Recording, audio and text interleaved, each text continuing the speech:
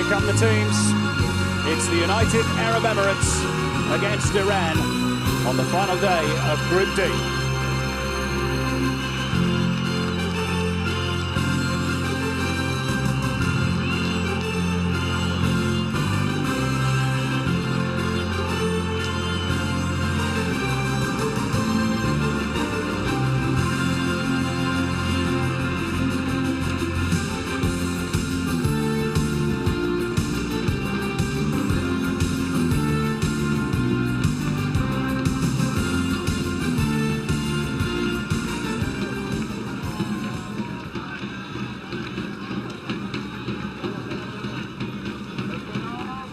Ladies and gentlemen, please rise for the national anthem of United Arab Emirates. السيدات والسادة يرجى الوقوف عند عزف النشيد الوطني لمنتخب الإمارات العربية المتحدة.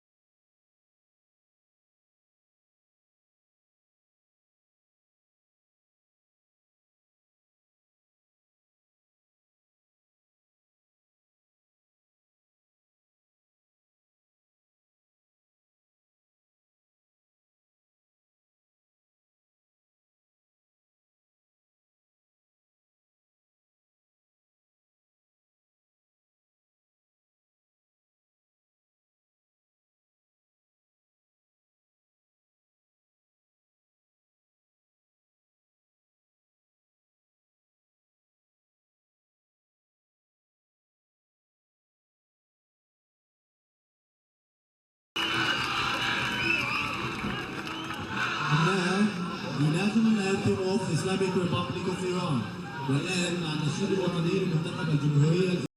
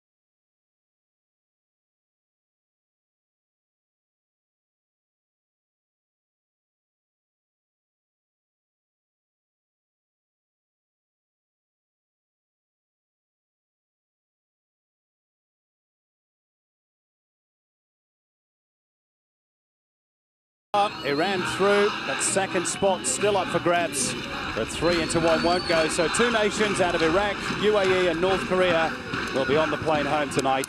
The equation for the UAE, they must win and hope North Korea do the same, but by a lesser margin. The UAE are unchanged, under fire strike force. Ismail Matar and Ahmed Khalil get one final chance to get it right, even though Khalil has been ill this week. Subhail Carter has recovered from a facial injury sustained against Iraq, and he may be playing his final game for the UAE. The national captain will retire after this tournament. Flying winger Tayyab Awana is not on the team sheet after succumbing to injury.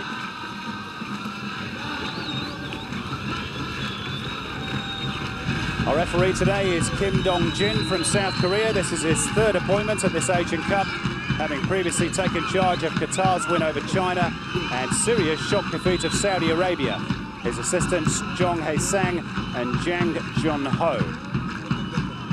The two captains, Masoud Shojaei of Iran and Subhail Carter of the UAE.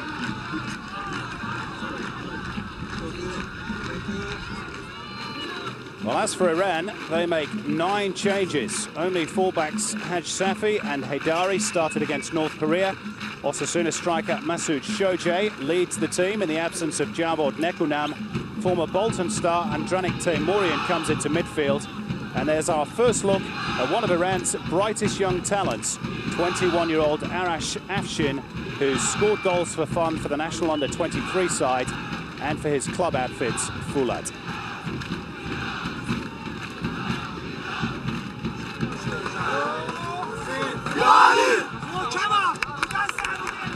Shretsko Katanets provided a telling response to those criticising his strikers for their lack of goals, pointing out they rarely play for their clubs at domestic level due to the high-profile imports that proliferate in those positions.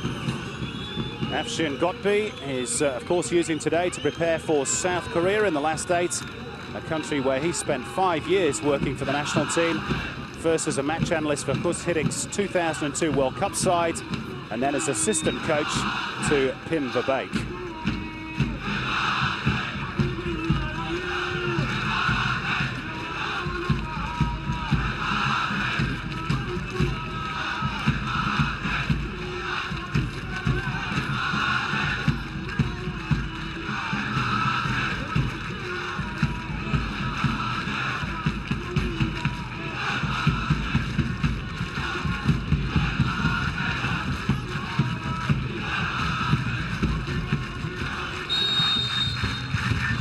So all the pressure on the UAE in white to find the goals and the victory, which would give them the chance of progression for the first time since 1996 when they went on to finish second. Can they do it, Andy Harper?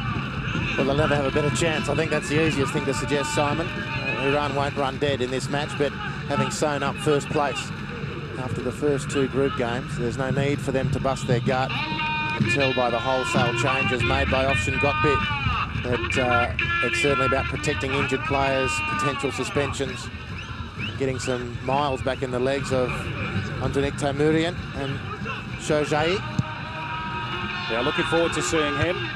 And he plays in La Liga in Spain, although he's not been a regular this season. There's one of the players who keeps his place, Khosrow Haidari.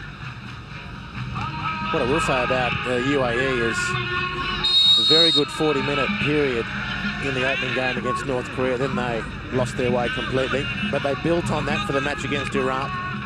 They'll feel very hard done by that. The own goal of Walid Abbas is what killed them in the end, but they played well in that game. So there has been a marked improvement from game 1 to game 2, and if they can go to another level in game 3, then they can give it a shake. Well, they must find goals. And here come Iran trying to find one here, and goodness me, Farshid Talibi was only a whisker away from connecting with that free kick. Well, defending like that isn't going to help the UAE's cause. But of course, for the UAE to take the game to the next level, Ismail Mata has to be on song. Ismail Al-Hamadi and Amir Abdurrahman, they're the big 3 when the UAE have the ball. And to complement that, it is about time that Ahmed Khalil looked like he wanted to play football. Forget about the goal scoring. Strikers come in and out of goal scoring form.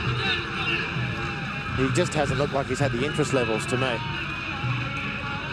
As we say, he has been suffering with illness this week. In fact, he went to hospital because he was running a temperature. So we'll see if he lasts the 90 minutes.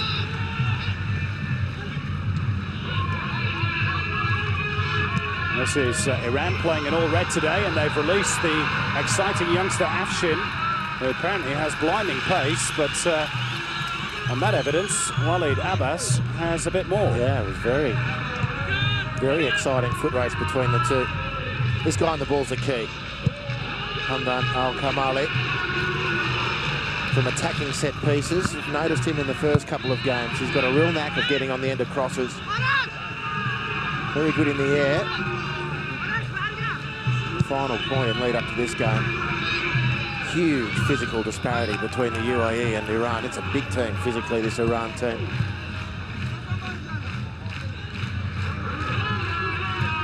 We remarked in Iran's last game, Andy, maybe not a vintage Iran side, or is it a bit too early to say and a bit unfair to say, perhaps? No, look, they haven't got the great players. They've still got some very good players, but the folklore players of the last decade are not in evidence here, although you've mentioned one for whom we should keep an eye out.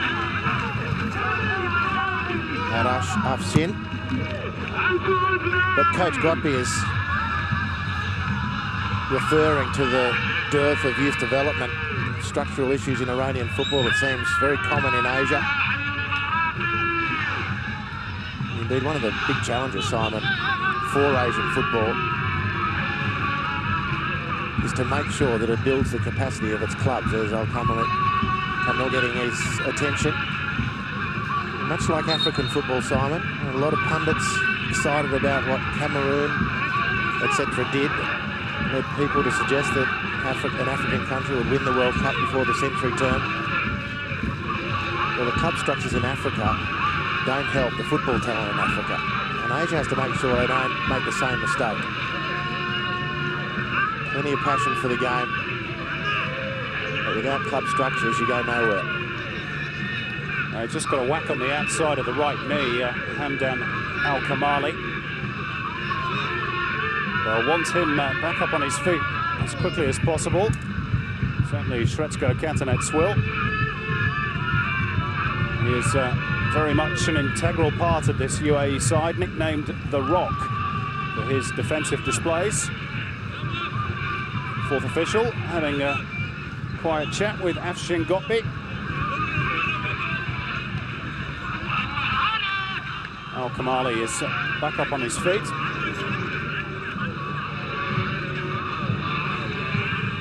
Didn't need the cart in the end, and play will resume with an Iran throw-in. They've sportingly given it back to the UAE, who were in possession when Kamali went down.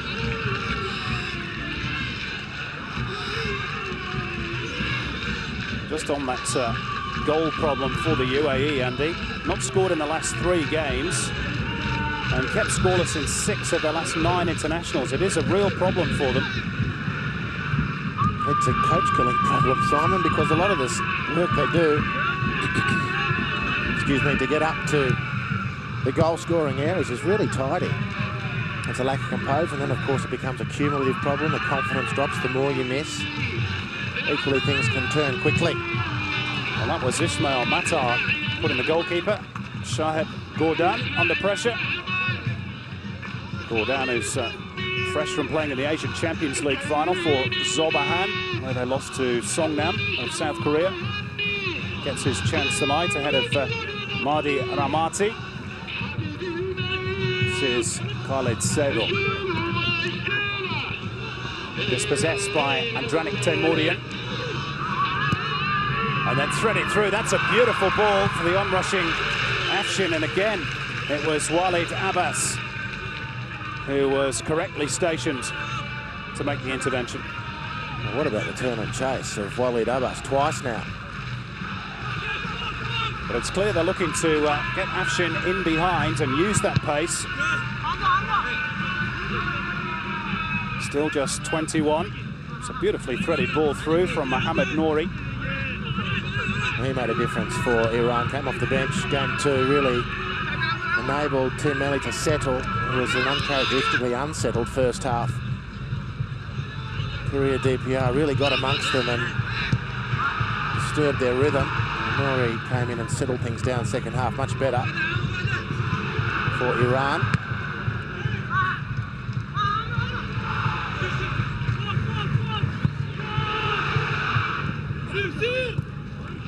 This is Teimourian. Said that he wanted to use this Asian Cup as a springboard to get a move back to the English Premier League. That's a clear foul in midfield. Right, Bassam Hadodifor.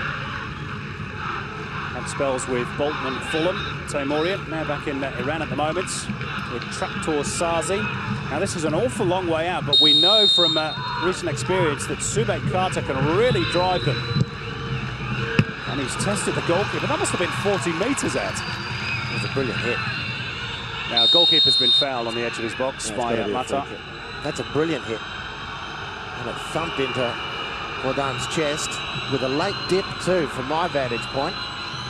It has been a feature of the opening 3 games in this entire tournament. Subek Carter from the dead ball.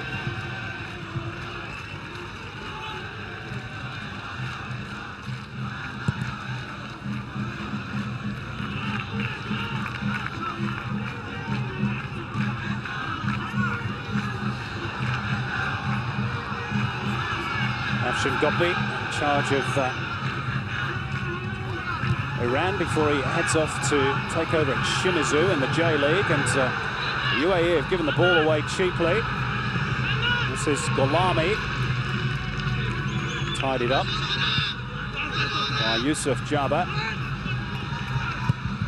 Al-Hamadi, square for Al-Wahabi.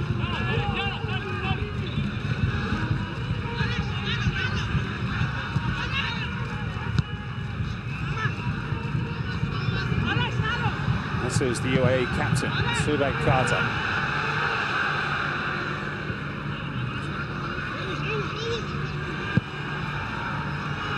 Long ball over the top, and Ismail Matar's pace almost got him there.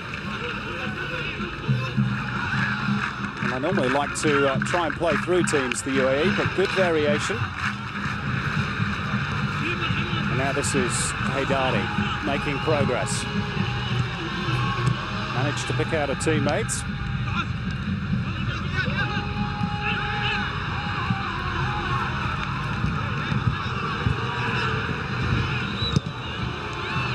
Al-Hamadi dispossessed. Ismail Al-Hamadi needed to go outside there. Enormous space on the left flank to use. Drag the ball out with his right foot. Flip the turbo. Kalabi would have found him very difficult to contain from that position. For some reason, he turned inside. It's a bright start to the game, though, Simon. 10 minutes in, there's been some crisp passing.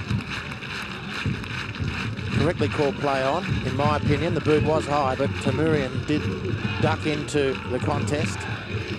And I reckon this is the best start that the UAE have made. So the early evidence is that that progression is going upwards for the Emiratis.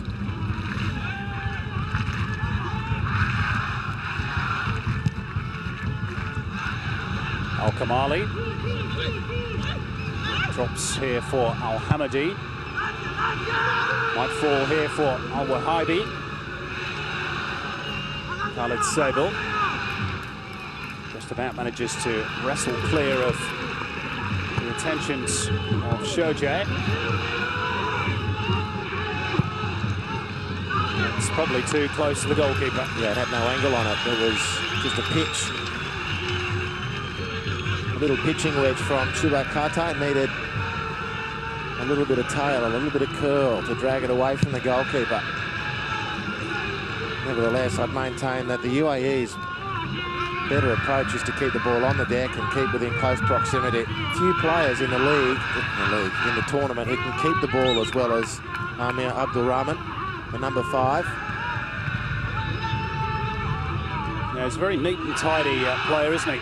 There's no need to be pinging balls over the top with regularity. Especially with Khalil a little bit out of form. So much expected of Ahmed Khalil. He's being touted as the next big thing in the UAE. There's been scant evidence of that, really, at this tournament.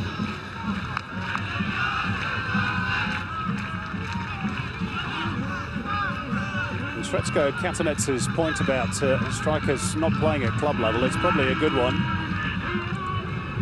We tend to go for high-profile imports, and when you're trying to build a domestic competition, of course, you normally want to buy strikers.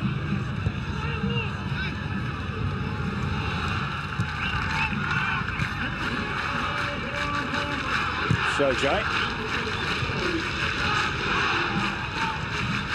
Amar Abdurrahman, chested down by Al-Hamadi. To the ball too, Ismail Matar. Lovely skills. Away goes Ahmed Khalil. Matar and Al-Wahabi making their way into the box. Khalil goes around the outside. Oh, it comes back off the post. I'm not sure that was the intention from Ahmed Khalil, but he was so close to a first goal at this tournament, and so with the UAE.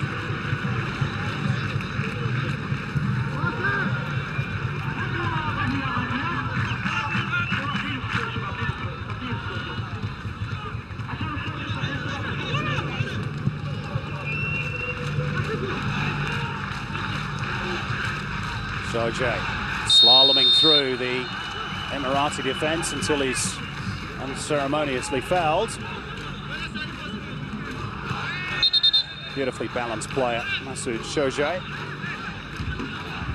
This is the chance from Ahmed Khalil. Very nearly an own goal off the keeper, at least a deflection.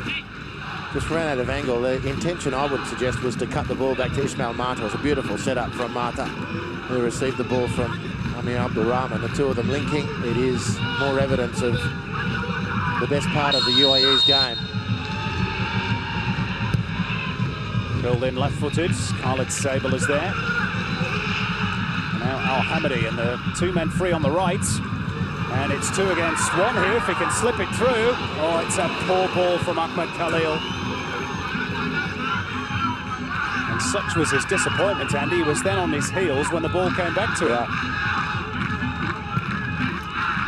It was one of those ones where he felt obliged to pass. And he didn't have himself in the right position to hit the ball as he needed. He should have just taken another step, committed the defender before releasing. But he's looked more lively in 15 minutes here than he has in 2 previous football matches, so that's a good sign. No foul by the UAE captain. Look at this guy. Look at that.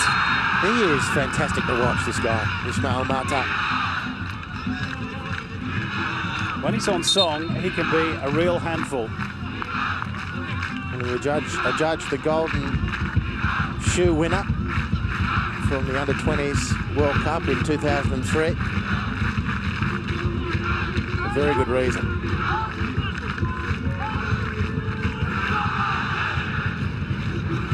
Challenge for UAE and other Gulf countries is to export players like Ismail Mata into the big leagues.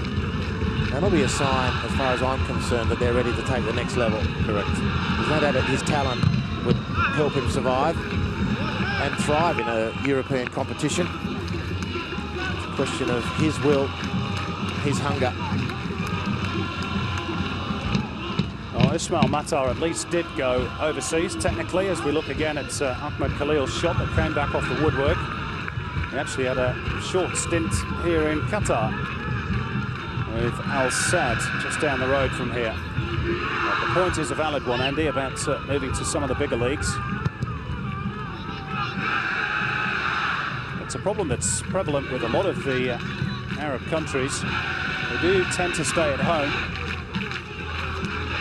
We were talking the other day about the Saudis and their issues in that department. Maybe the money's just too good here. They play like they're comfortable. Well, the Saudis did. So here's Mohamed Nouri. Again, they look to release Afshin.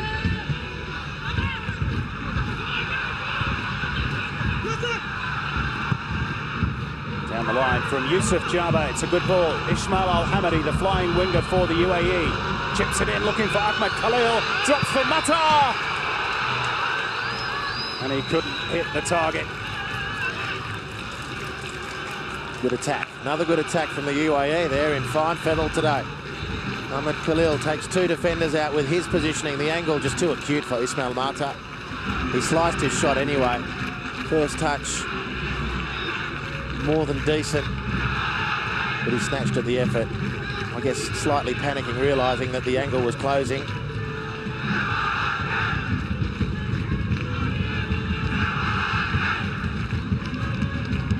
Gopi urging a little bit more from his revamped side. Said this wasn't a reserve team. Said Iran, or Team Melli as they're more popularly known in Iran, don't have a first or second or even a third team. They're all equal. I haven't seen Srečko Katnic so dressed up for a football match before. Looks very smart, doesn't he? He's normally in his Joachim Low gear, low-cut sweater, casual pants. He's fully suited up today. If he can get us deep into a tournament as Joachim Low did last year in South Africa, he'll be a happy man. That prospect seems a fair way off at the moment. Appeals for handball against Afshin, not heeded by the referee. UAE back in numbers. It's a real physical challenge on Afshin, who's gone down in a crumpled heap on the turf. Well, he never quite got himself clear, did he? Always wrestling with the ball to get it under control, and the UAE defenders swooped. And they left a leg or two hanging around as well. Yusuf Jabba first. Hamdan Al-Hamli. He was the meat in the sandwich, wasn't he? Indeed. Here's that chance for Ismail Matar. Well, he could say he snatched at it, but he had no other option, really. The defender was closing in. You're right, he had to shoot. He did slice it, but there are enough Iran defenders there for that to have been blocked anyway. Use your heads, says the captain. And here's some of his best work. He gets real dip on those long-range set pieces. And you can see how much it deviated in the last moments because the keeper didn't take it cleanly. He had to clasp the ball as it thumped into his chest.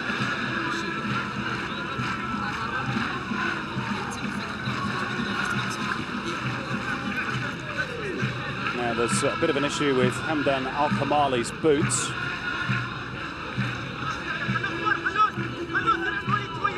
Meantime, Afshin should be ready to resume.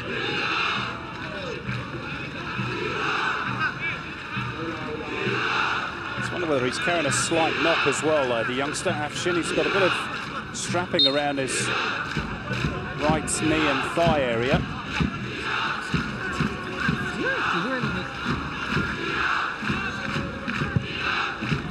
Running repairs, all done with Al-Kamali. So both teams back up to their full complements. There's that strapping around the right leg of Anash Afshin.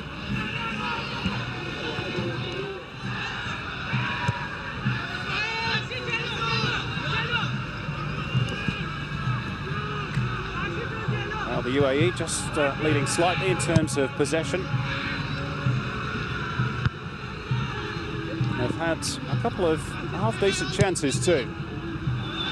There's Afshin. That time he is pinged for handball. And he's finding it difficult to get into the game, isn't he? He's had two beautiful through passes to Chase Town, but Walid Abbas has beaten him. That last little angled run through midfield where he was cleaned up. Now he's going to pick up a yellow card for himself for delaying the restart. Not a happy opening 20 minutes. That's what happens when you're given the big build-up, Hobbs. Yeah.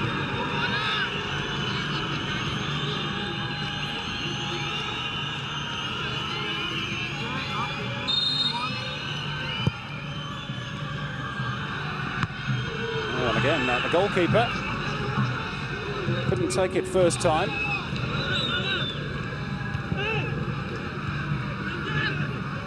Subek Carter, cool under pressure. Ismail Al-Hamadi with the quick feet. He's impressed at this tournament. Carter to Al-Wahabi. Sabil drills it in, and well, it was Ahmed Khalil. And again, his rotten run of form continues.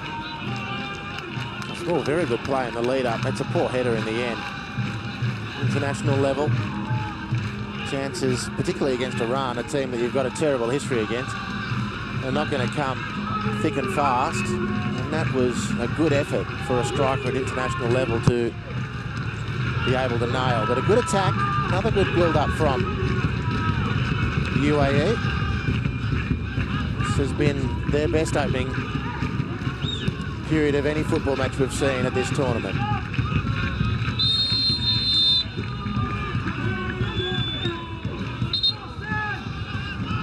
Now we have news of a goal in the other game. Out at Al Rayyan, Iraq have scored. So it's Iraq 1, North Korea 0. Shojai.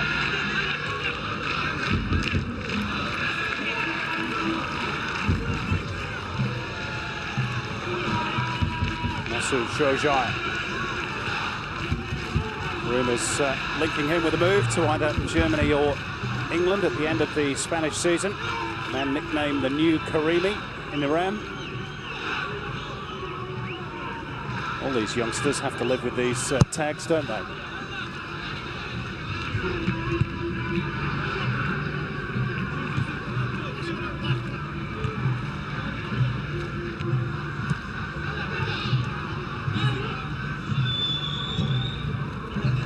forward by Subek Carter.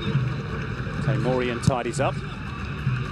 Haydari up over halfway, and an infringement by Afshin, who's just got to be careful he doesn't get too frustrated, having already had his name taken.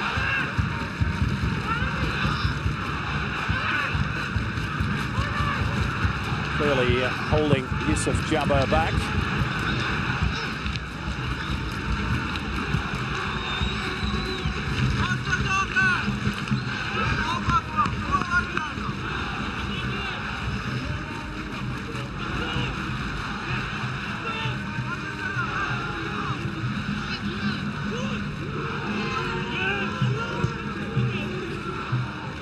Khalid Sable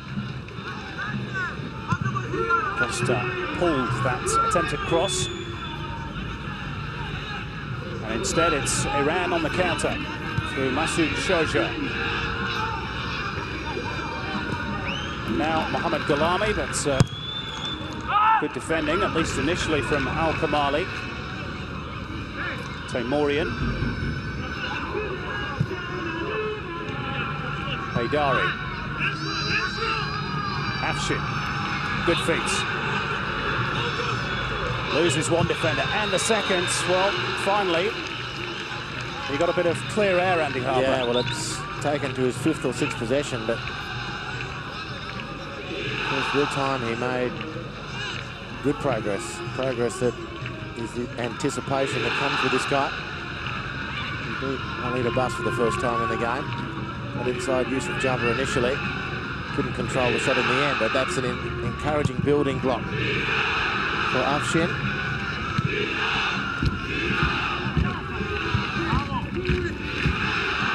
Matar.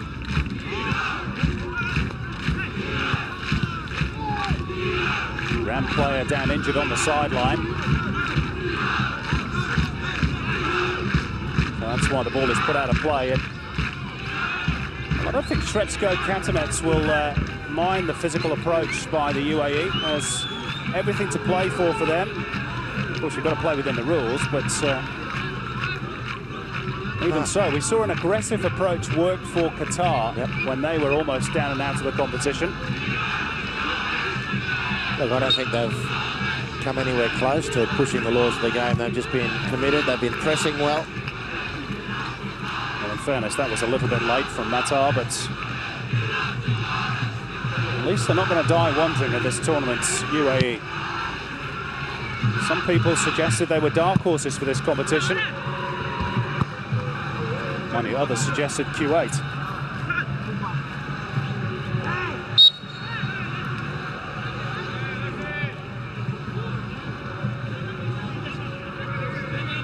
Ismail Al-Hamadi, who came into this tournament carrying an injury.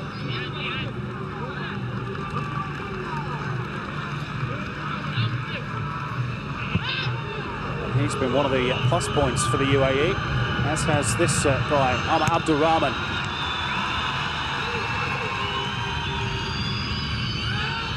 Taimourian. Now the break is on for Iran. Afshin. Slides it out to Shojai. Looking to create the angle for the effort on goal. Still might drop for Qassem Ardodifour, who rather theatrically tumbled inside the box.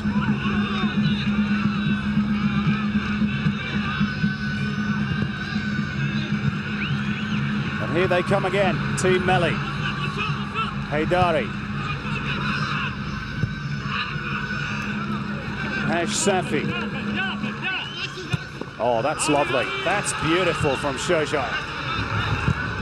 Haj Safi towards the far stick where Afshin waited and drilled just wide by Mohamed Nouri. That was tremendous football by the Iranians. Well, that's why we love watching Iran play. And it was a beautiful setup from Shojai. And Mohamed Nouri couldn't control the half volley, but it was well worth a go. And whilst we're talking about just how well Subek Carter and Amir Abdurrahman are playing for the UAE, they're up against two excellent midfielders in Mohamed Nouri and particularly Anthony Taimourian, who is just So pleasant to watch. He is. He's like a Rolls Royce in midfield, isn't he? Very smooth. You get he and you get Nickenham back for the quarterfinals, which of course injury allowing will be the case. They're going to take some beating in that part of the field at least.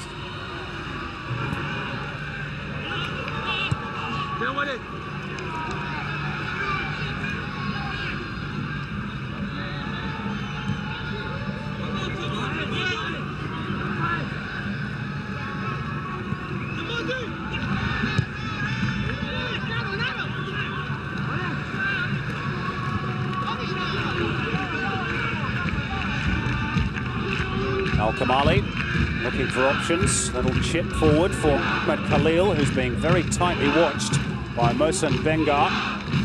He's got a whack to the nose for his troubles off Ahmed Khalil. Come forward by Farshid Talabi, and now they'll try and release Afshin again. Arash Afshin gets to the byline and fires into the side netting. But he's starting to grow in confidence, the youngster. He's coming into the game more and more. There's a beautiful pass. Look at this from Hadodifa. Outside of the foot, just leaning back, and a lazy stroke of the ball into the path of the young flyer. And he's starting to get his nose in front.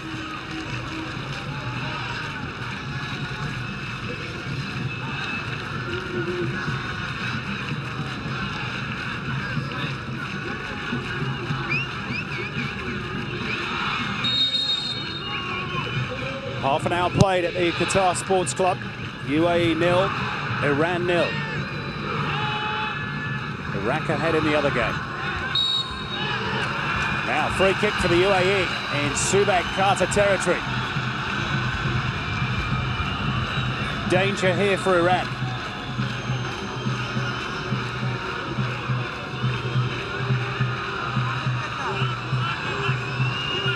Well, I've got a lot of sympathy for Khosrow Haidari. To me, like Mata was leaning back into him. Nevertheless, this spells danger for Iran.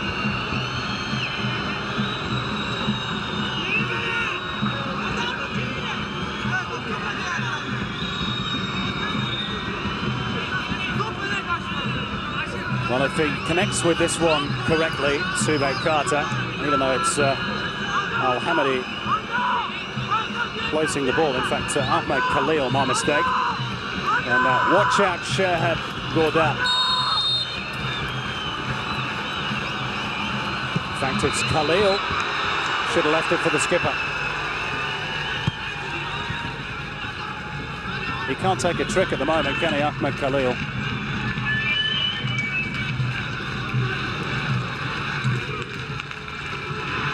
Well, the best thing I can say about this is that at least he's up for it.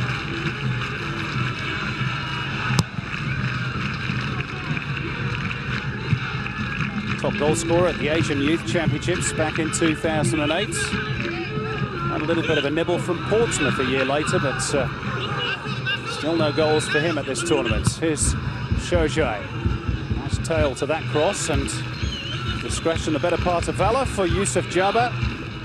And oftentimes, Simon, you come into a game and you hear coaches extend platitudes about it's a team game, it's not an individual, and it's a squad effort, not a team effort. And Ashwin Godby had said, you know, there is no first or second team here. I have to say, on the evidence of what we're watching, the blokes who are coming in are not really missing out. I'd love to have Navid Nickenham playing, of course, but Hadodifa is an outstanding player in midfield. And he's going to take this corner for Iran. Came off Mohsen Bengar. He's another one. I mean, you'd prefer to have Hadi Aghili in the starting lineup, I guess, but Mohsen Bengar, I tell you what, he's no shrinking violet. Well, Hosseini, who plays alongside Hadi Aghili, is Mohsen Bengar's central defensive partner at club level for Sepahan. That was Bengar being penalised.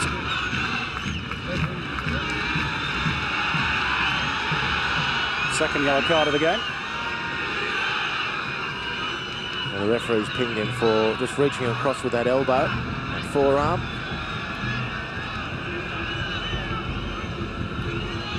Might have been a little bit of a get square. He went down just a couple of minutes ago after having his noggin brushed, perhaps by Ahmed Khalil. Now you can tell that the Iranians are concerned about Subak Carter's free kicks because this is, again, 40 metres out, and the two-man wall have just gone and said he's taken it too far in.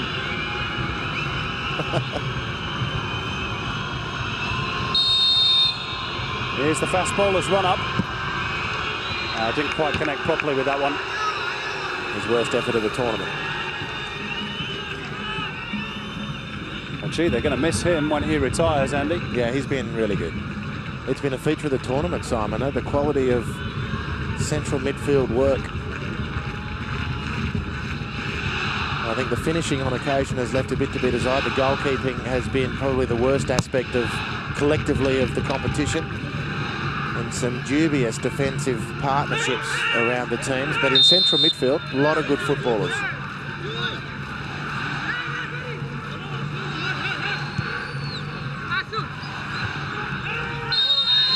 Afshin fouls. Now will he go to his top pocket again? Kim Dong-jin. Well, he's escaped. Yusuf Jabber.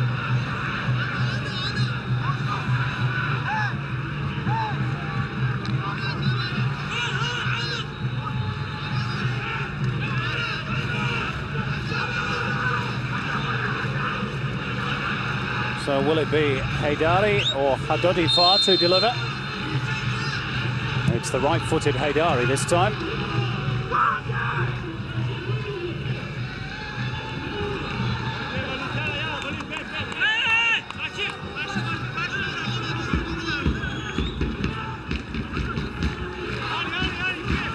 Ehsan Hashsafi wants a different ball.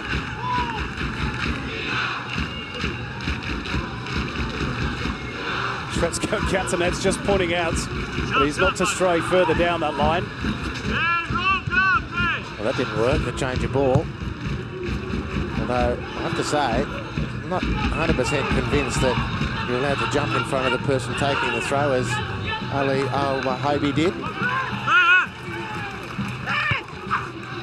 Very active technical areas.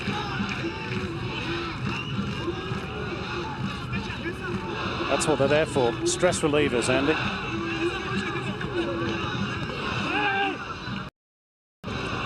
This is Ahmad Abdurrahman. On a mistake by Mohsen Bengar.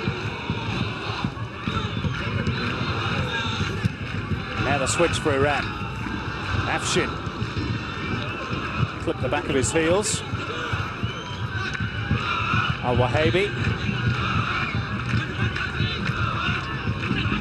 Finds a little bit of room for Ahmad Abdurrahman. Attempted 1-2 between Matar and Al-Hamadi. Now another foul in Subak Carter territory, this time by Haydari. Well, they've got them rattled with these quick changes of possession, and the UAE doing well, particularly when, as the ball comes into feet, Simon, they just touch it round the outside of the defender with the outside of the foot and turn off the other shoulder.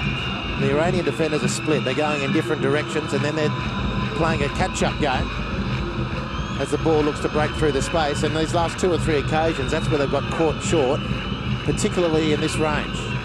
Conceding free kicks. Subak Carter, he won't hit this one as poorly as he did the last one if he opts to be the one to take the free kick. Although Hamdan Al-Kamali is fancying his chances by the looks of things. Maybe he only takes them when they're 40 or 45 metres out. This one's a bit closer than that. It is Al-Kamali.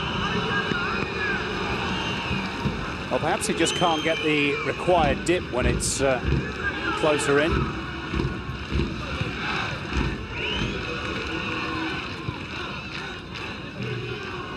Or maybe he has a quota self-imposed. Golami. Good turn. Afshin.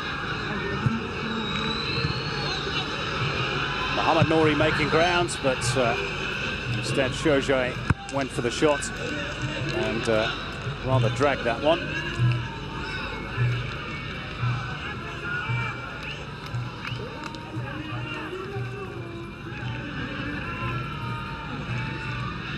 3 times these teams have met at the Asian Cup. Iran have won 2 out of the 3, 1984 and 88. The third and last meeting was in 1992. That ended in a goalless draw. That's where we're at the moment at the Qatar Sports Club.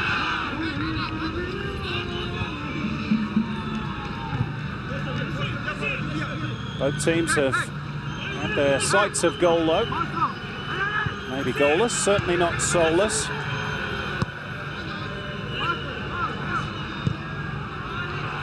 Morian feeds it out wide left to Hash Safi. What a great first touch from the fullback.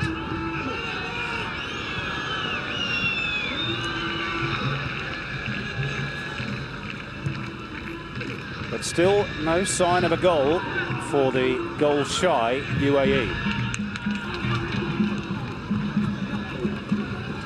Here's Ahmed Khalil, supposedly one of their main providers, but a bit of a slip on the turf. Allows Mohsen Bengar to recover, and then he does likewise. Well, whoops-a-daisy. Plenty of players slipping over. You have to question their choice of footwear. It's been raining for 4 days here in Doha, at least. There's the South Korean contingents come to check out their quarter-final opponents, Iran. It'll be the 5th time in a row they have met at the quarter-final stage, which is quite a statistic. Even to qualify that further, Simon. The ball boy's gone over now as well. He needs to put some studs on. Just to qualify that even further, Simon, every time there's been a quarter-final in an Asian Cup, it's been those 2 teams. Before that, it was straight to semi-finals after the group stages. The implementation of quarter-finals right from the get-go. They've had Iran and South Korea going nose to nose.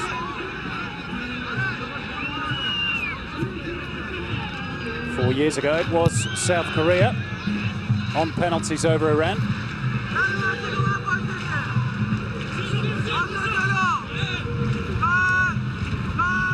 This is Taimourian, Mohammad Nouri, Shojai. Back for Haidari.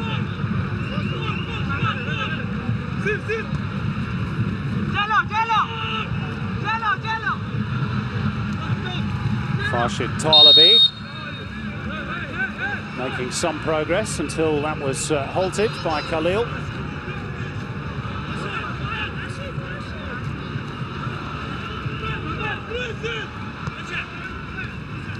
Hadodifa.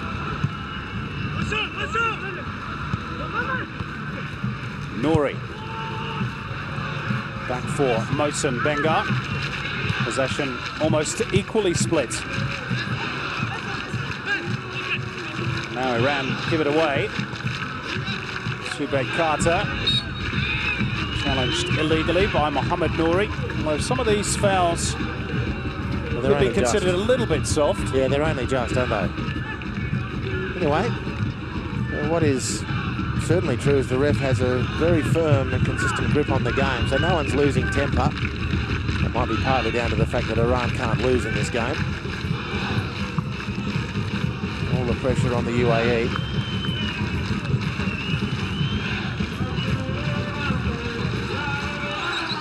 Well, just as we approach half-time, Andy, just wanted your thoughts on this misfiring strike partnership. Would you be tempted perhaps to bring on Al-Qas or Al-Qatiri in the second half? Well, they've got to go for it, surely. Well, they do, but for whom? I mean, Fadez Juma is another player who's come on, listed as a defender, but to play in the front line, and he hasn't really shown a lot. I think that there are 2 weak spots in the UAE team. It's Ali Al-Wahibi on the right midfielder. I think he's finding it difficult to keep up with the momentum of the rest of the team. And up front, Ahmed Khalil has enormous reputation, a lot of expectation, but he just hasn't delivered. Now, Al-Qas has come on, but not done much. The temptation might be to change, but you'd probably leave it the way things are at the moment. Mohamed Al-Shehi is another option on the right-hand side in place of Al-Wahabi. Anyway, we'll see what Shrezko Katanets does, if anything. The interval, which is only 45 seconds away, plus injury time, unless they can get a goal here. Ismail Mata! Oh, just wide. Took it early. And probably a good decision, because Shahed Gordon was maybe ever so slightly out of position. He's just got fabulous balance. He's got good touch. He's got enormous speed too. But he's got fantastic balance, Ismail Mata. It's surprising he hasn't scored more goals. We keep talking about Ahmed Khalil. But it is surprising that from some of the positions he's found himself, Ismail Mata, in his lead-up work and his quality, he hasn't been able to score himself.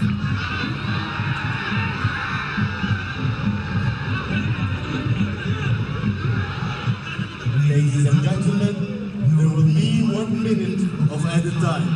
السيدات والسادة، أعلن الحكم الرابع عن دقيقة واحدة إضافية.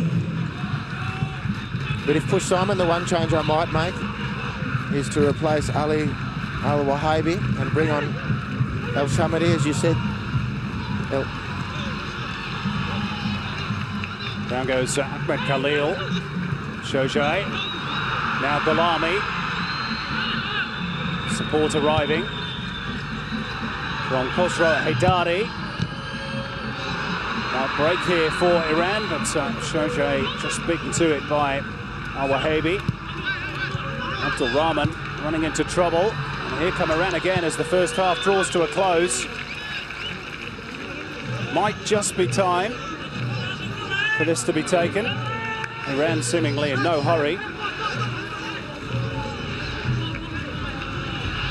Of course, there is nothing on this game for them, and in fact they've delayed too long. So half-time at the Qatar Sports Club. No goals, and really it's all on the UAE in the second half. UAE 0, Iran 0 at the break.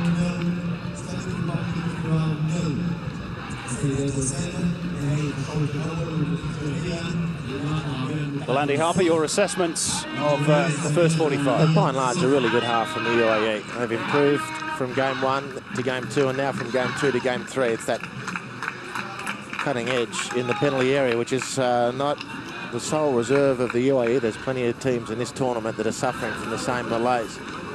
But if they can maintain faith, and news comes through of the other score, if Iraq are safe, then the performance from the UAE, once that message gets out, I would expect to drop. They're fighting for something at the moment. If they can just get a bounce of the ball, a little bit more composure in front of goal.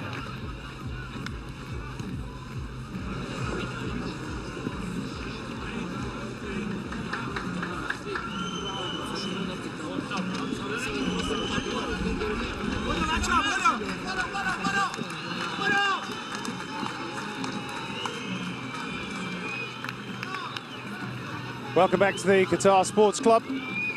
For the second half, it is goalless at the interval between the UAE and Iran. Iran, of course, guaranteed qualification and in top spots as well.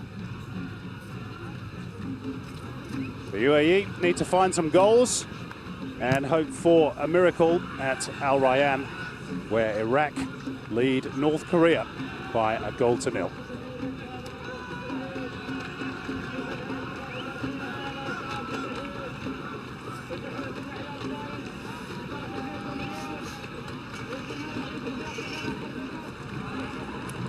No changes made by the coaches. The ubiquitous huddle from the UAE. Maybe they're asking for divine intervention. In fact, we say there are no changes. Here is one. Taking off the captain, Iran, at the half-time break. Masoud Shojai to be replaced by Gholam Rezai.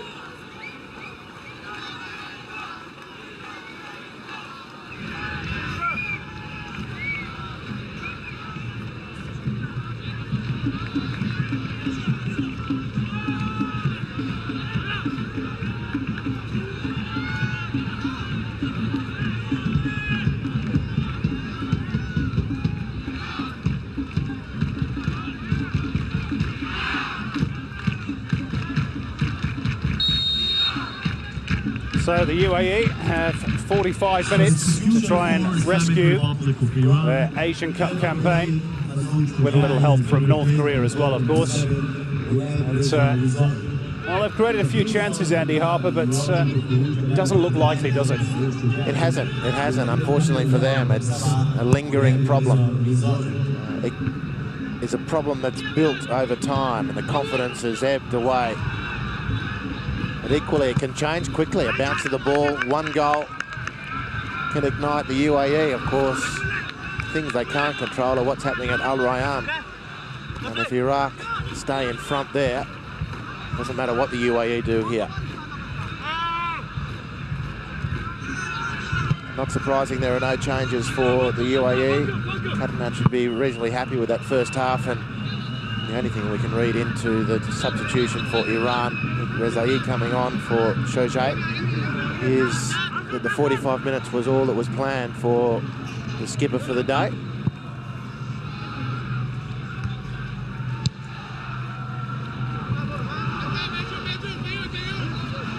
Al-Kamali forced to backtrack.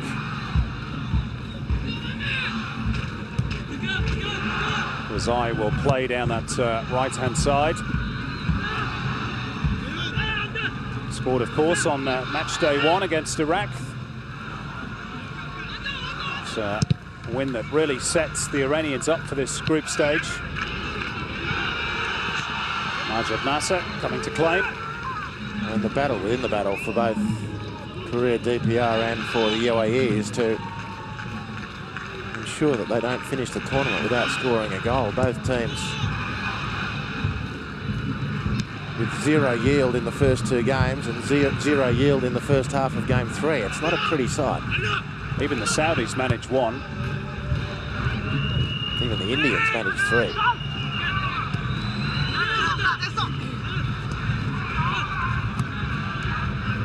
Saudis, by the way, in case you haven't heard, have sacked another coach today.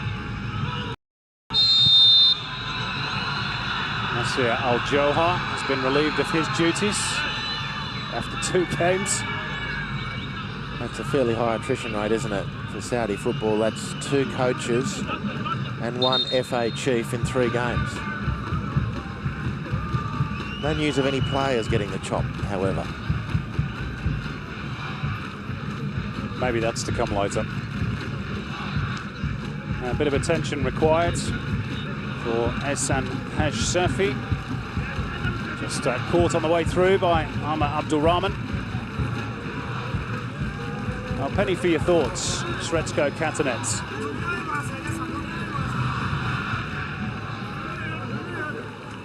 Well, I wonder if those in the UAE Federation looking on will be happy with what the coach has done. I would be if I were them. They play some good stuff. They do, and to me, they're playing with more discipline than I can remember seeing a UAE team play with. They're made of stronger stuff, which was the expectation under Katanec. He has certainly that aura and that reputation about his coaching. And I'd reckon the degree to which he's been able to transmit that to his team would have to be labelled as a success. Oh, also, Andy, he's been in charge since, I think, mid-2009, which in this part of the world is it's an awfully long time. And coaches need a bit of time, don't they, to impart their ideas.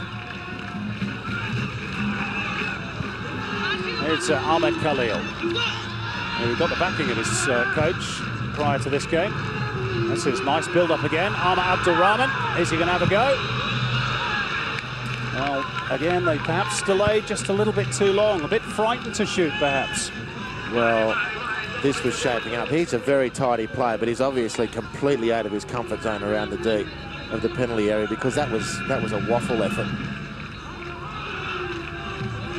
More a clearance than a shot. It was unbecoming completely of a player who's shown plenty in this tournament. Part of the recent UAE side that claimed the silver medal at the Asian Games in China. We're talking about those building blocks for the coach. Won the Golf Under-23 Cup. This break off as Rezai goes down the right. Well held up by Hamdan Al-Kamali. So there's a good base there for the UAE at junior level. from which to build. Rezai just run the ball out.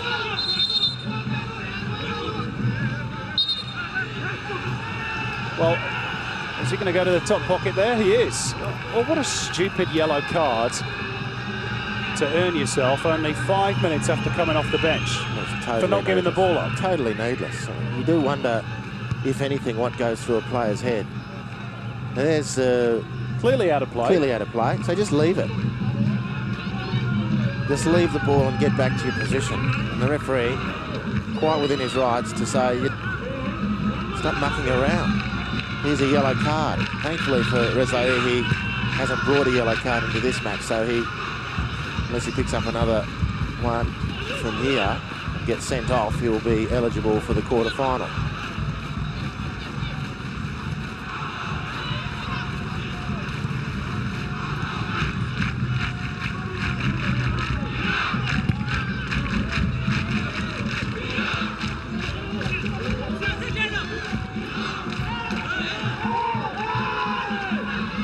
Appeals for a foul, particularly from the UAE bench. Not heeded by Kim Dong-jin. Haydarian field for Mohamed Nouri. Taimourian helps it on further. Poor ball from Haj Safi. Now anticipated by Khalid Sabil. He's scrapping away for the ball. Taimourian sorts it out for Iran. Now there's a bit of space here for Rezai. Past one defender, slips it through, chance! Oh, that's a great save by Majid Nasser, and it was offside in any case. It's Golami. Well, nevertheless, it was a good save, Simon. The goalkeeper, Majid Nasser, wasn't to be sure. It should be play on, and it should have been a legitimate save. Accredited to the goalkeeper. Rezai is a very, very talented right-sided player. Very lively.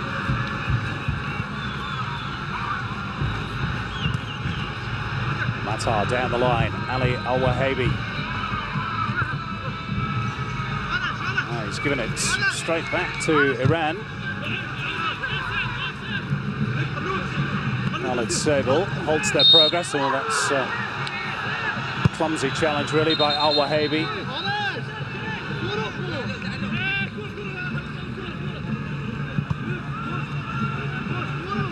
Here's the change, and you're right, Andy. We spoke about it in the first half. Ali Al-Wahabi is the man to be withdrawn, and Omar Abdul Rahman will come on in his stead. Yeah, he's not quite up to the speed of the rest of the players. He's conceded the foul here. It's his last contribution.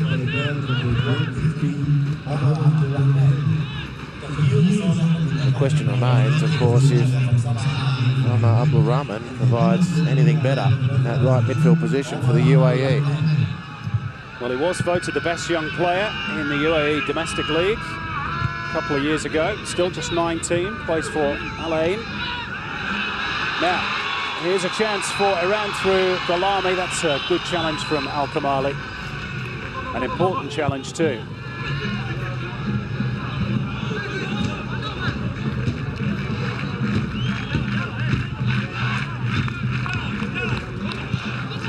Ismail Al-Hamadi has gone over to the right side.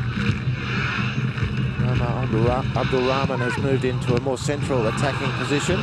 Wonderfully controlled by Khosrow Haydari. Chip to the far post. Sabil was there. No foul. Hamadi fell over his own ankles, according to the referee. Shrezko Katanets having it out on the sideline with the fourth official.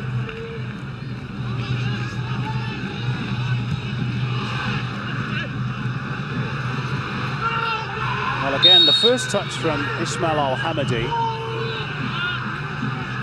invited the challenge. What's going on here? Sorry, Simon. Goodness me, has he been done by the sniper? I'm not sure, but irritated that he didn't get a foul awarded to him about 30 seconds ago.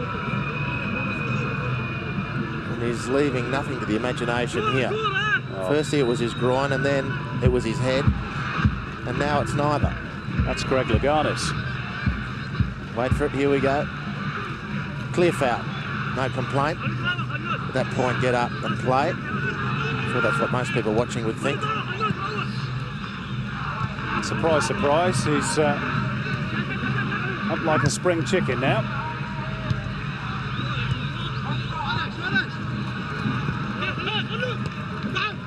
Khalid Sable wins it back for the UAE. He's had a very steady game at right fullback. Matar, little slip, but he's still got it through for Al Hamadi. Here's Ahmed Khalil, and that's a vital challenge from Ehsan Hashsafi. A desperate last ditch, and just in time. Omar Abdulrahman with the corner for the UAE. Too deep. There he is, Omar Abdulrahman. He's a much admired young player. Espanyol has expressed their admiration. Oh, well, there you go. Maybe he did get a kick in the face. Maybe we've done him a huge injustice. I did see that happen, and I'm prepared to concede that. But the histrionics that followed, yeah.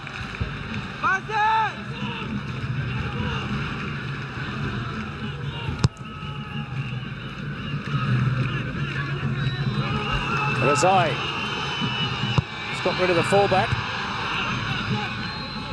Al Kamali perfectly stationed, but Ahmad Abdurrahman's given it straight back. Well, when stretched, they're defending well the UAE. They've got a good back four, and I agree with your assessment. Khalid Sabil at right fullback, good. Walid Abbas, we've seen him do his stuff, particularly early in this game. Ismail Matar, wrong option. Hamdan Al Kamali and Yusuf Jabek, they do complete a very tidy back four for the UAE. Two good central midfielders, one of whom they're going to lose at the end of the tournament through retirement, the captain, Carter. Exciting wingers, crafty playmaker, just missing a striker and a little bit of steel, I reckon. Yeah, we talked about their struggle for goals. At the other end, they've conceded only 3 goals in the last 9 internationals. So they're pretty steady defensively. It's just at the other end of the park. Here's Razai. Iran are going to make another change soon. Mohamed Nosrati is stripped and ready.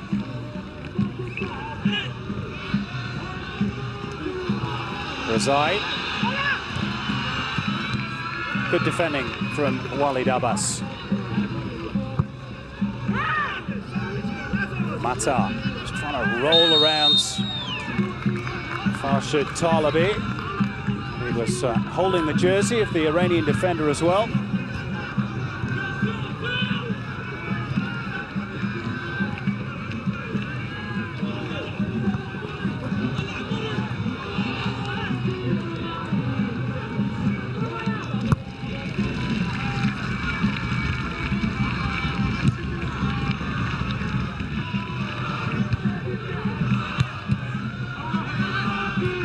Scrappy in midfield. Taimourian threads it through though for Razai, and Gholami just stopped for a minute. Maybe thought he was offside.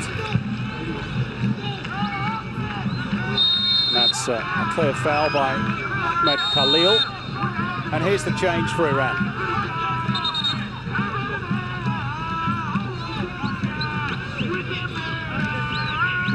Mohamed Nosrati started at right fullback in the last game against North Korea. But he's going to go over and replace Hashsafi on the left in this game. Here's Haydari, his nominal replacement at right back, who's got a corner for Team Melli.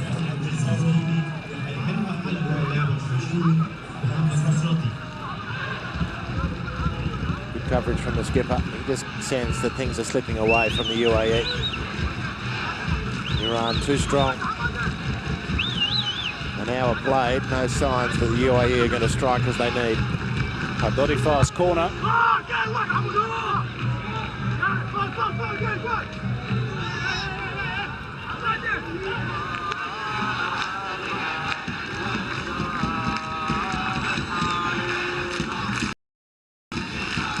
Mohsen Benga Shaping up perhaps for the long throw. Just dried the ball on his jersey. Didn't need a run-up either. That's not a bad try from Hadodifar.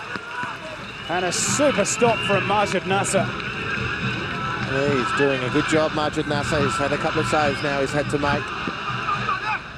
Good general play as well, but this was a very tighted piece of work. The control and the step shot from Hadodifar was a good one. He's got an incredibly sweet left foot, this bloke. Good save. Majid Nasser. Corner to defend now for the UAE.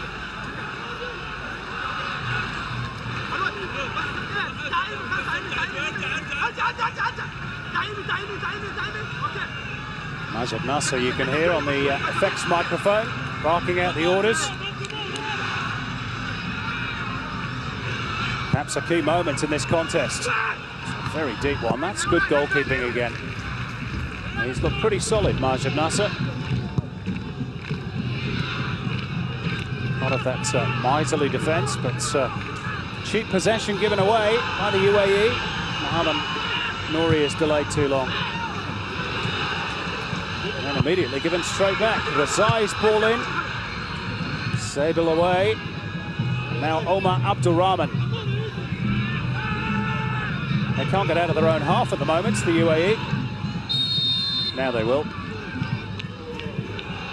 You talk about, you have mentioned the lack of the icon players in this Iranian team.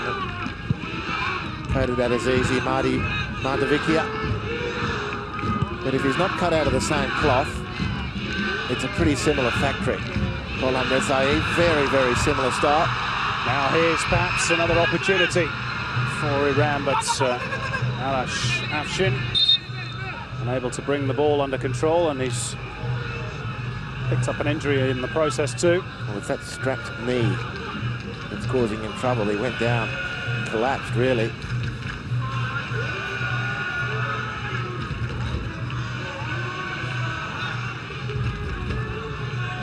He's pointing to the right thigh area.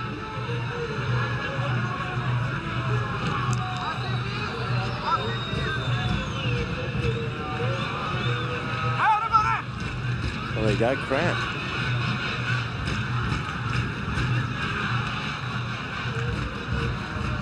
Here's another look at a beautiful piece of skill from Ghasem Hadodifar. And an equally good save from Majid Nasser. Excellent work, both players.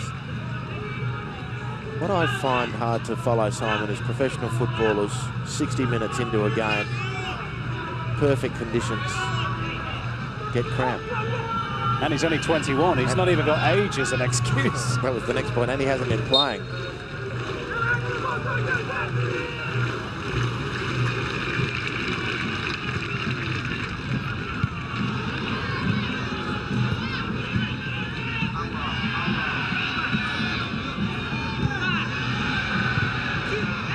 Oh, too cute by Iran. They've given it away. UAE unable to profit. Mohsen Bengar takes the more agricultural routes. Afshin is back on the park. Subek Carter out for Sadel. Al-Hamadi.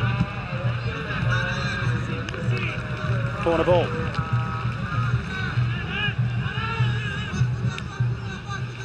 Well, if they're going to get, isn't he, Bengar? Yes, indeed. Change time. Mohammed El Shehi on for Amir Abdulrahman. Not his best game. And sacrifice for the cause, understandably so. So here is Mohammed El Shehi, nicknamed the Ghost, and scorer of the goal that defeated Manchester City in a high-profile friendly in the UAE last year. Here's Al-Hamadi.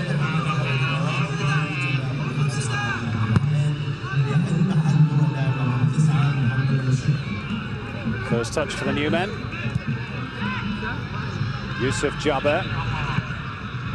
At the far post is Al-Hamadi, and he's volleyed it just wide. Shake the body nicely there, Ismail Al-Hamadi. Yeah, it was exactly what was going through his mind. For the moment, it left Yusuf Jaber's boot, which is a beautiful cross. Nice switch of play. He'd peeled off into the back post position, made good space for himself, and this is exactly what he was after. The volley as it came across his body, but the contact not what he needed. The intent was terrific. The position was excellent. The pass was beautiful. The final outcome, predictable and very familiar. Good work by Khosrow Haidari. Subhash Carter says enough of that.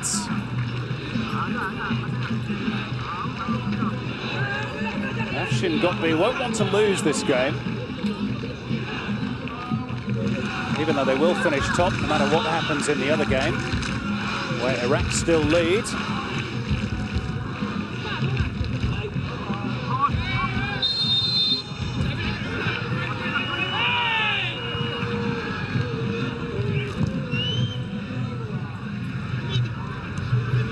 One in midfield by Adodifar, who then had his shirts tugged, not spotted by Kim Dong-jin.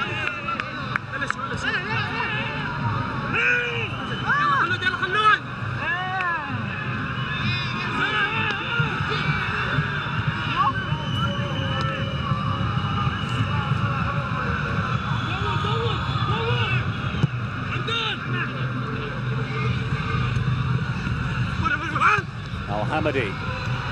Ahmed Khalil. Perhaps went over a little too easily there. Yeah, he was under pressure. I don't think he's strong enough on his feet. He's not a small fellow. He's got a good physique and he's fast, but he doesn't hold his feet very well. A few players have had difficulty with the surface though tonight. Yeah, no, that's true. That's a separate issue. We've talked about that footwear issue. This is a beautiful pass from Yusuf Jaber. Good position taken out from Ismail Hamadi. Great camera shots too. Here's the corner for the UAE. And it's headed over by Walid Abbas. Time starting to run short for the UAE. So Subhash Carter, you see he's got a little bit of grease on the left eyebrow. That's from the facial injury picked up in the game against Iraq. Sretsko Katanets was desperate to have him fit for this encounter.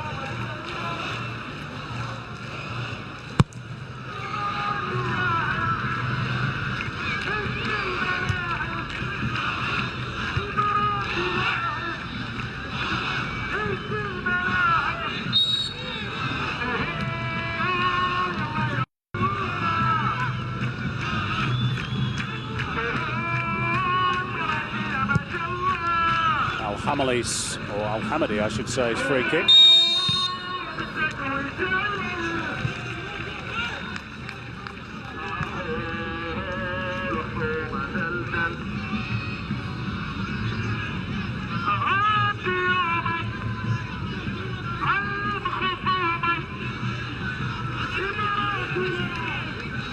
Well, the UAE fans trying to get behind their sides. Looks as though it's going to be a forlorn task, no matter what they manage to achieve here, unless North Korea can pull something out of the bag.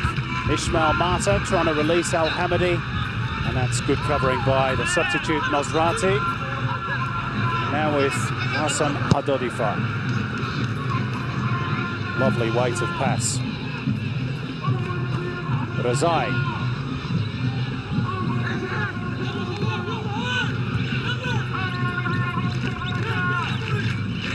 Mori, ball still in play. Taymorian.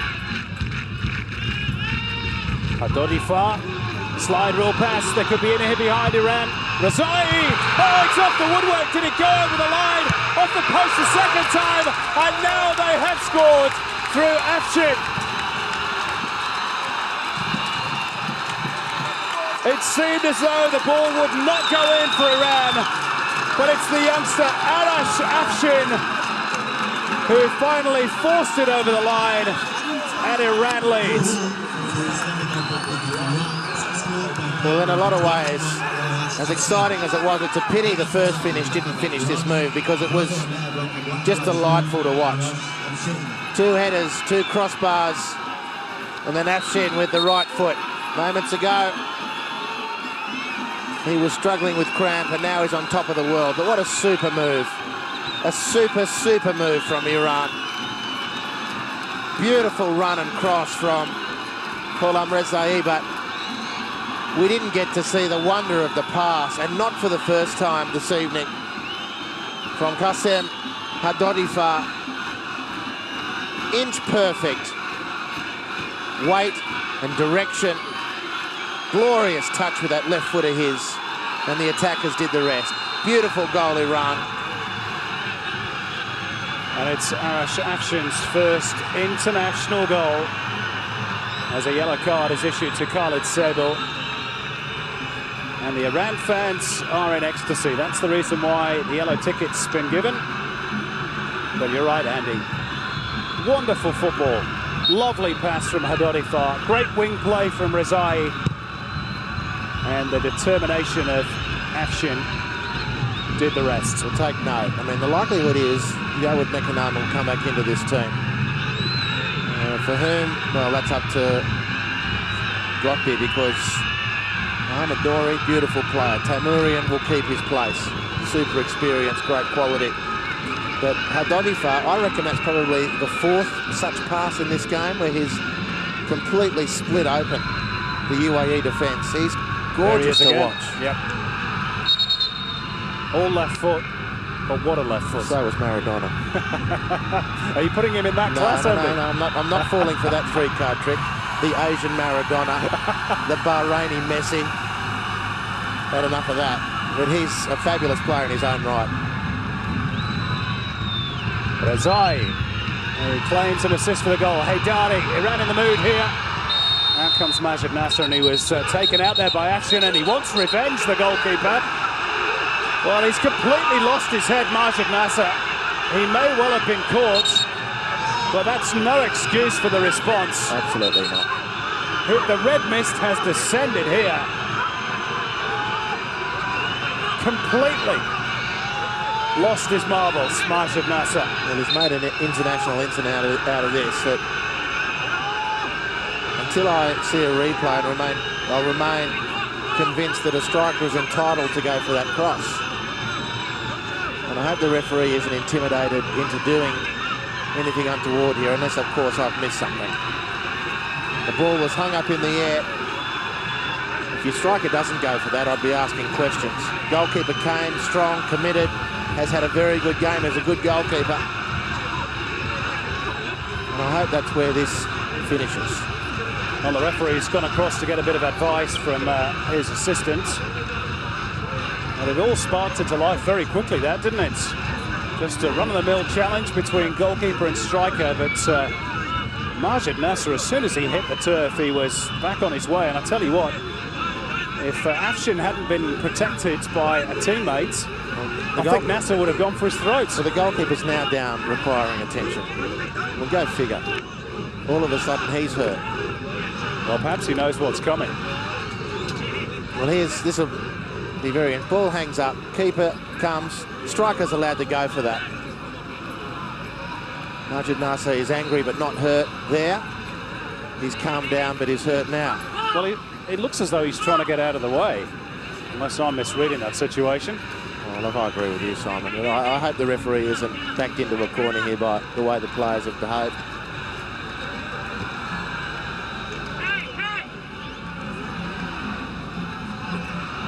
It's not to say it's not a free kick.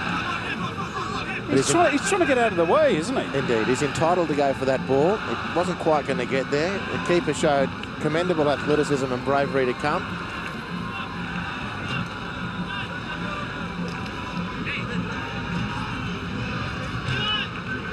Oh, Afshin is going to go off on the card. That's going to be a second yellow for him.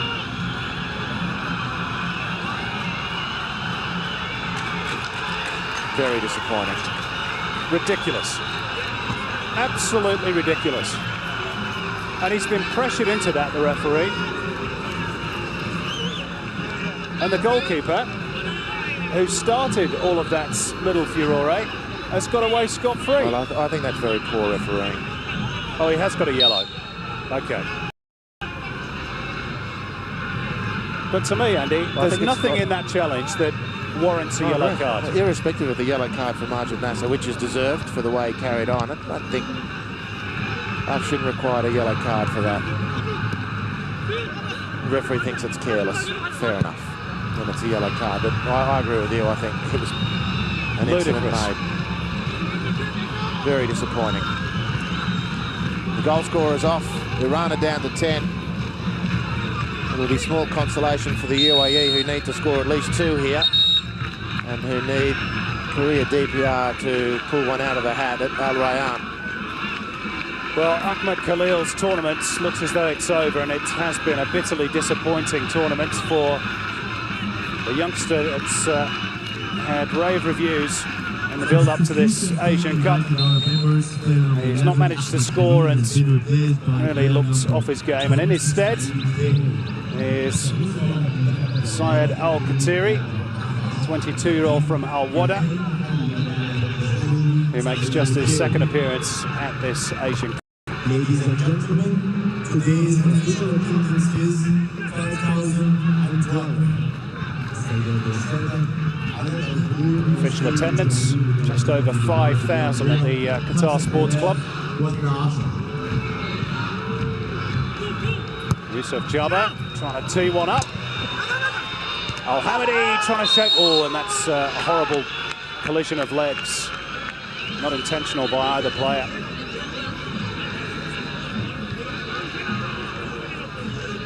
Both were going for the ball.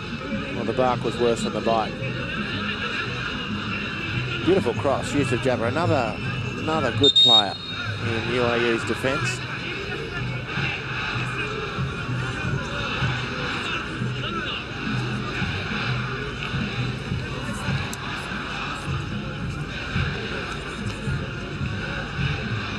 Al-Dodifar got the ball.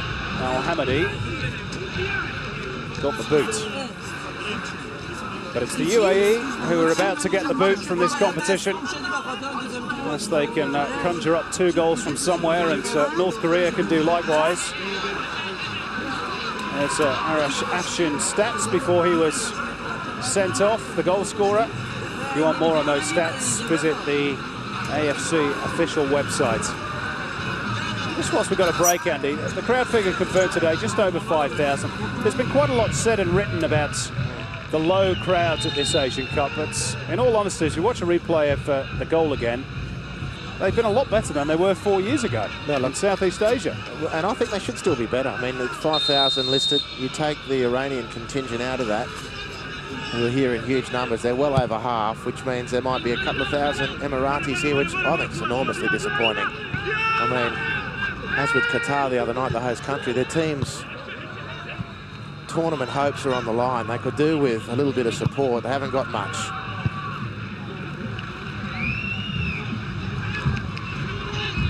All the money these countries are spending on players and football and coaches and sacking coaches doesn't seem to be actually transferring into popularity for their national teams. Sretsko Katanets actually had a go at the supporters, didn't he, pre-Asian Cup, when they were playing the friendlies in the build-up. Now, Khalid Sable's in trouble here. He's on a yellow as well. It has to be a second yellow if the ref's consistent. He is. Both teams are down to 10 men. Shame. Good players had a good tournament. This was a rash challenge. This was careless.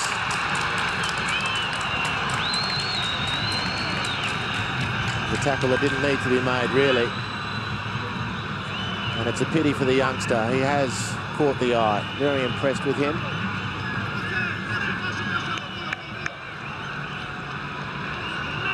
Well, he's got a bit of form in that regard. He's picked up 5 yellow cards in 11 games in the domestic competition. Fullbacks tend to do, get in a bit of trouble, but that certainly warranted a second yellow. That was the first yellow card that he received.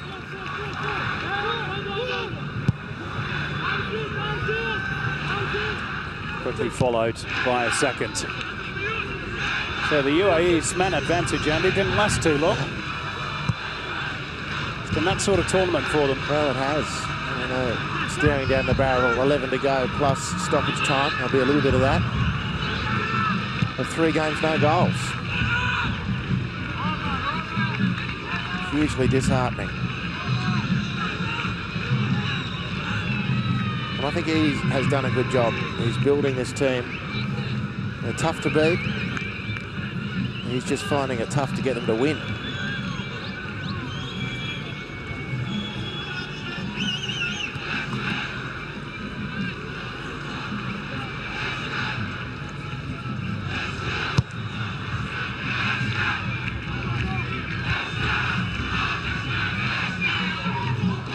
This is Gulami.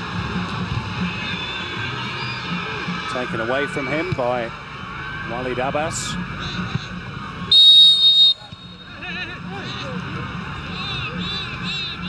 Masrati penalised.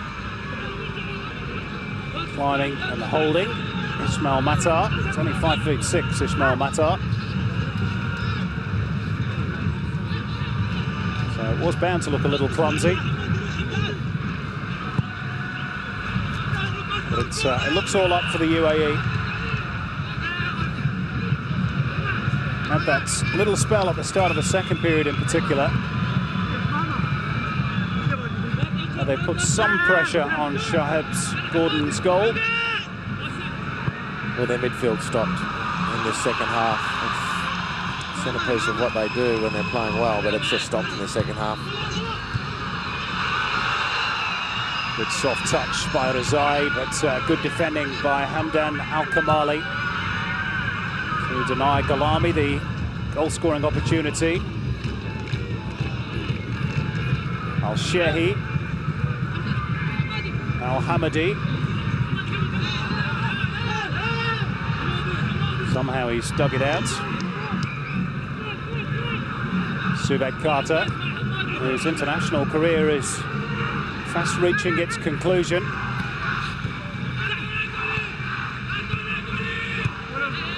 Al-Hamadi, 1-2 with Al-Shehi. They need to get some bodies in the box, the UAE. And instead, it's probably the smallest man on the park, Matar, jumping for the cross with the goalkeeper. And that's the first really meaningful contribution of the second half from Shabab Ghodan. Rezai, lovely balance, great skill. The Iranians in the crowd rise in acknowledgement. Haydari on the overlap, they've got numbers here, Iran. 2-0. Mohamed Nouri seals the points for Iran, and the UAE are going home.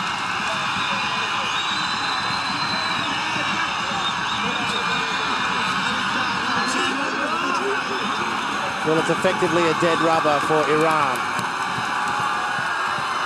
But the manner in which they've scored these two goals will be fueling the furnace of belief for the Persians. Ghulam Rezai set it up with a square pass. Mohamed Nouri, another beautiful midfielder for Iran, with the defence split up in behind. Nosrati the cutback. Nouri with a goal he deserves. Expert finish. UAE gone. Watch out, Asia. Here come Iran. Afshin Gotbi celebrates. They will maintain their 100% record in the group stage, the only team to do so. And they maintain the rage. That'll be a corner, but it's surely too late for the UAE. And I wonder what the watching South Koreans are making of all of this. Their delegation in the stands.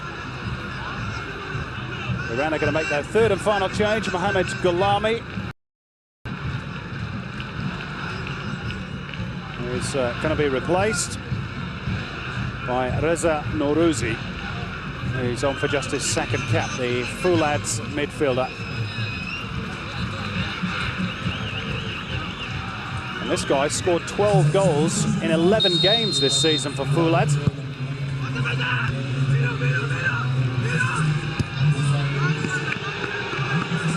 High wide and not so handsome from Hamdan Al-Kamali.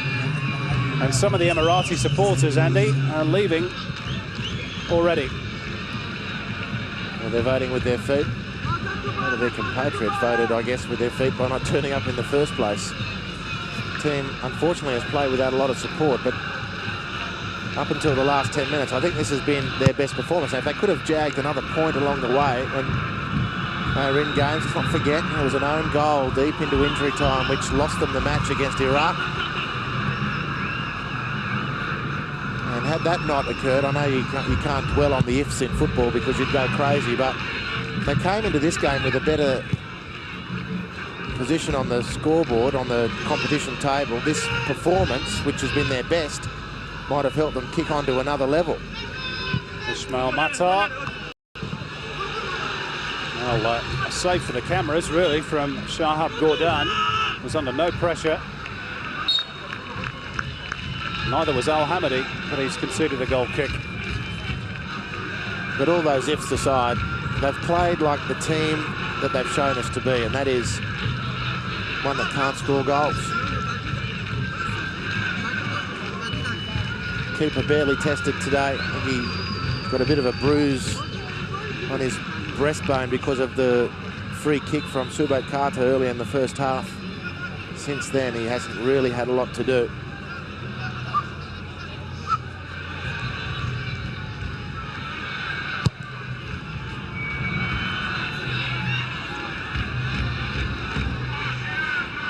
Well, no less a judge than Philip Troussier said this week that he felt the UAE were the best side in the Gulf. Big statement, but they're certainly toothless up front.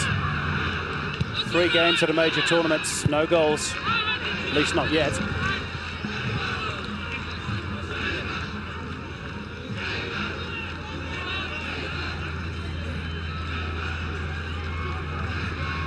One of the Gulf countries who are making a rapid exit, Simon. Saudi gone, UAE gone, Kuwait gone. Qatar flying the flag. Jordan too. And Iraq, of course. Jordan a Gulf country? You need to educate me on that. They don't play in the Gulf Cup, do they? That's a good question. I thought they did, but I might be wrong. Often am. I say that with... I have no conviction on that point. I'll stand happily corrected.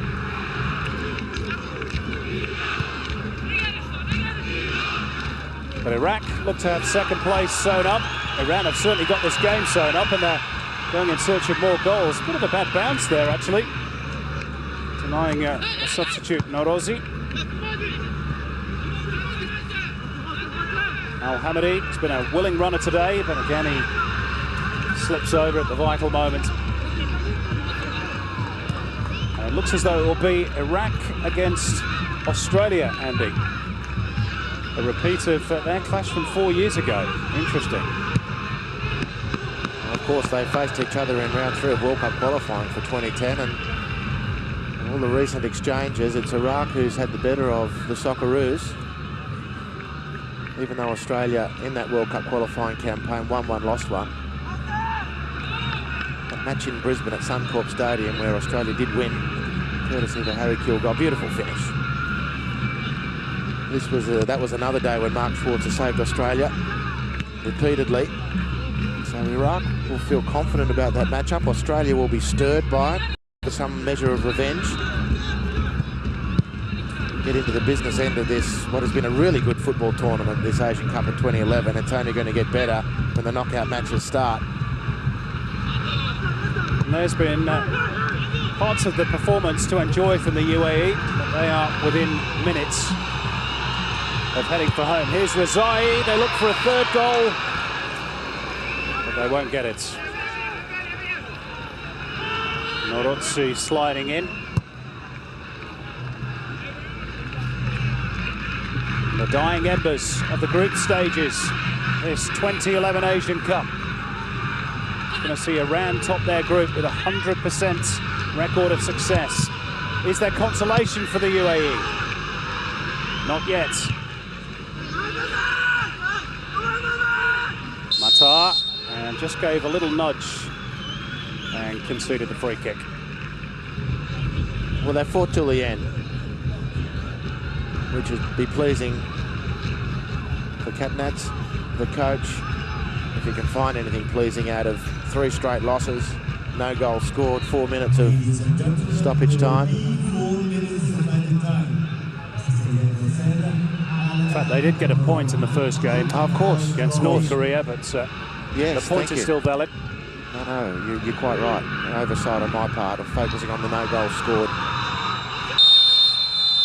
Offside against Hadodifa, who certainly pressed his case for inclusion, and Afshin got the starting 11 against South Korea. Tough area of the park to get a start for Iran. 4 minutes of added time.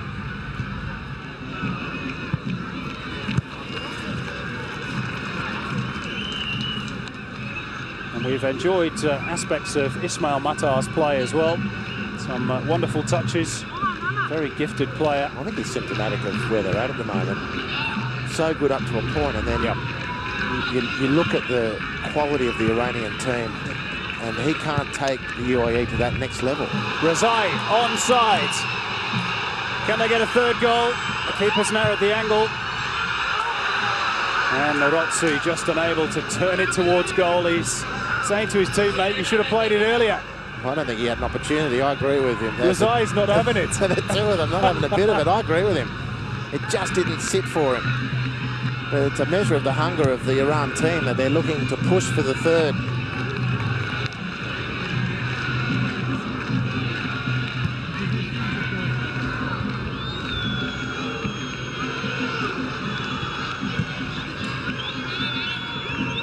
Omar Abdulrahman.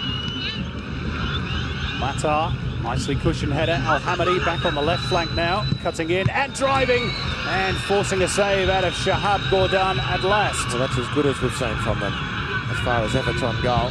Now Rezai. This could be the third goal. Oh, it's an own goal. UAE misery is complete. Walid Abbas.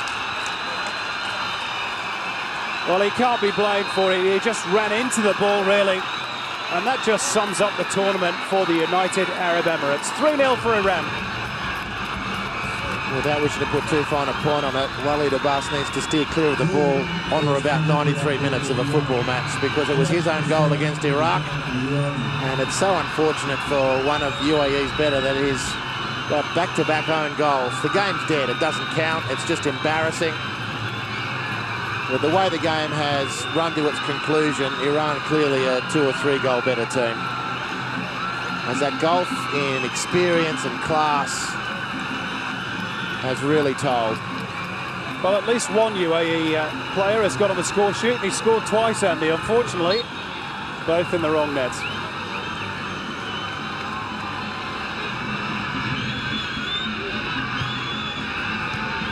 And Iran are coasting into the last 8.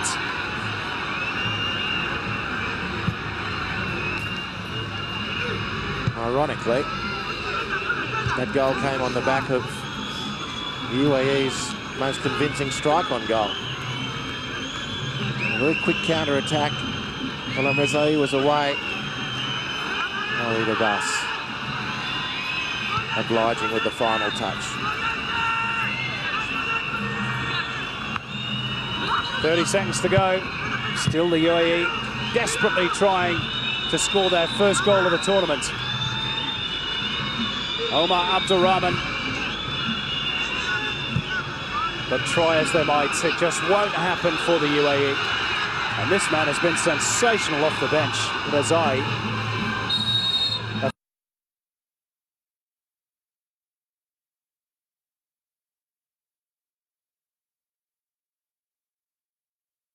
Flying winger in every sense, and Iran are flying high at the top of Group D. They are into the quarterfinals, and how, with a 100% record, they've defeated the UAE by 3 goals to 0.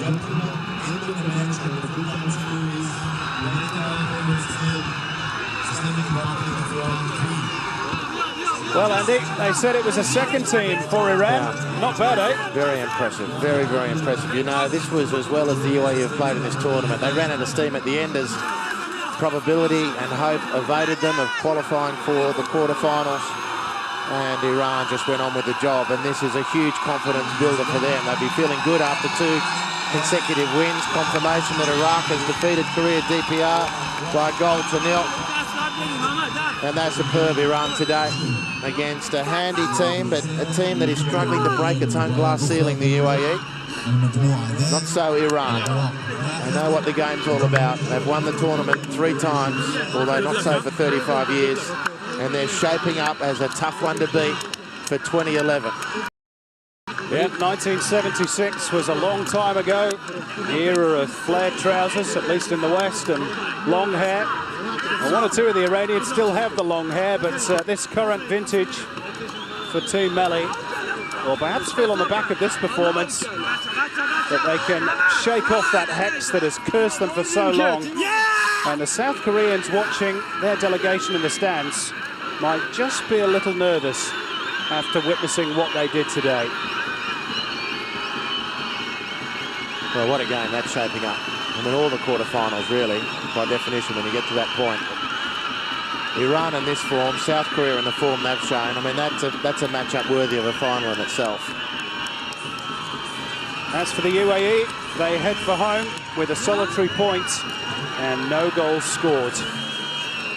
Disappointment for them, but they're building for the future. There is promise in this young squad, and perhaps one of these days, at a major tournament, they will prove it. Ladies and gentlemen, we would like to announce the most valuable match.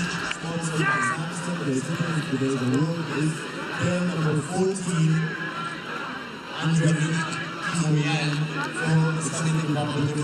Well, the man of the match has just been announced. Andranik Teimourian of Iran. Do you agree with that, Andy? I can't complain. He could have picked 3 or 4 of them. I thought Adodifar was outstanding. Teimourian with Nekonam to come back into that team, and then one of either Adodifar or Mohamed Nouri. It's an embarrassment of riches.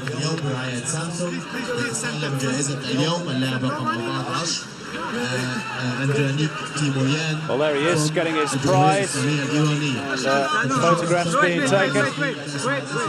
The former Bolton and Fulham midfielder. It really is an embarrassment of riches that Afshin Gobbi has in that department. And Iran worthy winners today by 3 goals to 0. And they top the group, 9 points out of 9. Wait. Thank you. Okay, with my ball. So there we go. Ladies and gentlemen, Iran winners and comfortable winners too. Now for the business end of the tournament. The interviews with the players to come, but for myself, Simon Hill and Andy Harper, it's good night from the Qatar Sports Club.